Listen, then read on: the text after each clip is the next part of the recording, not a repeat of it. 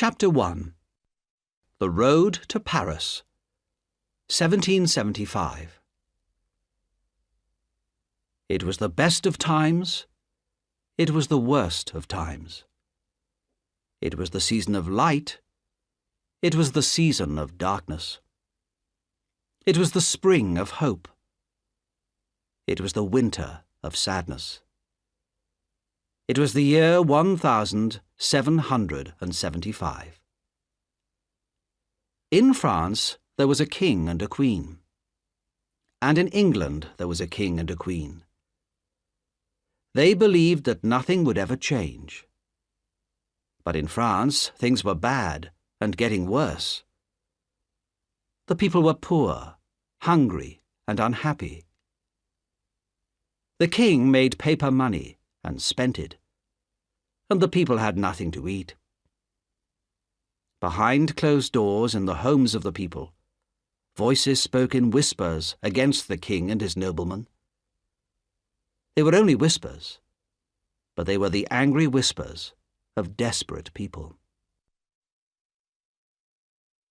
Late one November night, in that same year, 1775, a coach going from London to Dover stopped at the top of a long hill.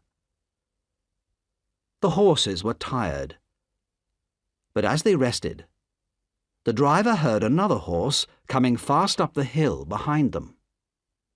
The rider stopped his horse beside the coach and shouted, "I want a passenger, Mr. Jarvis Lorry, from Tellson's Bank in London." "I am Mr. Jarvis Lorry," said one of the passengers, putting his head out of the window. "What do you want?" "It's me, Jerry Crancher, from Tellson's Bank, sir," cried the man on the horse. "What's the matter, Jerry?" called Mr. Lorry. "A message for you, Mr. Lorry. You've got to wait at Dover for a young lady." "Very well, Jerry," said Mr. Lorry. "Tell them my answer is, came back to life." It was a strange message, and a stranger answer. No one in the coach understood what they meant. The next day, Mr. Lorry was sitting in his hotel in Dover when a young lady arrived.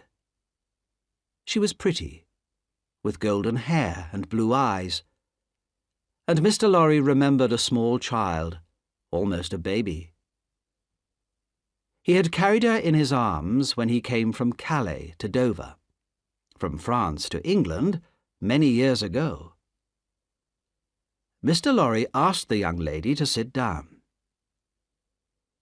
"Miss Manette," he said, "I have a strange story to tell you about one of the customers of Tellson's Bank.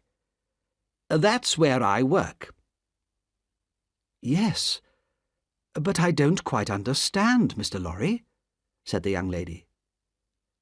"I received a message from Tellson's Bank asking me to come here to meet you.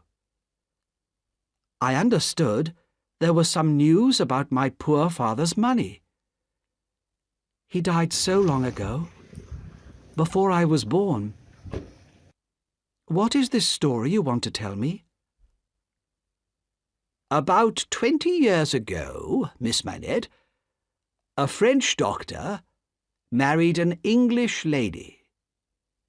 They had a daughter, but just before she was born, her father disappeared. Nobody knew what had happened to him. Not long afterwards, his unhappy wife died, and their daughter was brought back to England." "But this is like my father's story, Mr. Lorry. And wasn't it you who brought me back to England?" "Yes, that's true, Miss Manette. Many years ago, I brought you from France to England, and Tellson's Bank has taken care of you since then. You were told that your father had died, But think, Miss Manette. Perhaps your father wasn't dead. Perhaps he was in prison.